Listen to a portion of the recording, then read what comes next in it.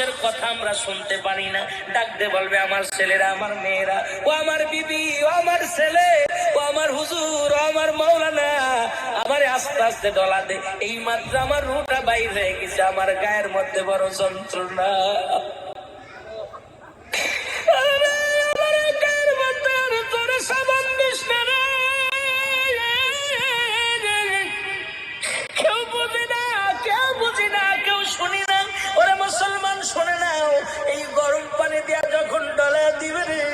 চিৎকার করে বলবে ও আমার ভাই আস্তে আস্তে ডলাতে, আমি আর সহ্য করতে পারি না।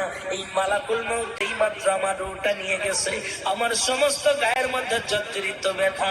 ওরে মুসলমান, কবই ব্যক্তির কথা আমরা বুঝতে পারি না। যখন কাপড়গুলো খুলিয়ে নিবে তখন ডাকতে পারবো আমার ভাই, ও আমার বন্ধু, আমার ছেলে, আমার মেয়ে। সারা জীবন আমি অন্য কাপড় পরতাম, আজকে সাদা কাপড়ের মধ্যে মোড়ায়া দিলি রে আমারে। ও মুসলমান শুনে নাও, যখন আপনারে মোড়ায়া দিবে না মুসলমান, ডাকতে বলবে আমার এই কাপড়ের মধ্যে মোড়াস না।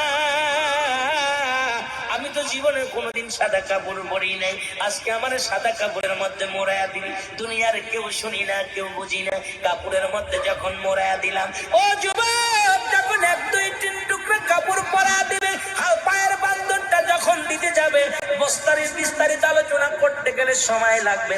আমার বাবারা আমার যখন পায়ের বান্ধনটা দিবে, চিৎকার মেরে কান্দবে আমার ছেলে, আমার মেয়ে, তোর বাবার পাড়া বান্ধিস না, তোর মায়ের বাবার পা বান্ধিস না, তোর মার পায়ের মধ্যে আর রশি দিস না। আরে এই পা দিয়ে কত বাজারে যায়, বাজার করে আনছি, এই পা দিয়ে তোদেরকে কত হেঁটে নিয়ে বেড়াইছি, আজকে আমার পা দুটি বেঁধে দিলি রে।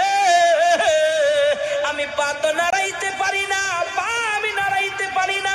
ও যুবক, দুনিয়ার কোন মানুষ ওই মায়ের কান্না শোনে না। মায়ের কান্না যদি দুনিয়ার মানুষ শুনতো, এই দুনিয়ার ঘর দরজা ছেড়ে পাগল হয়ে বাইরে চলে যেত।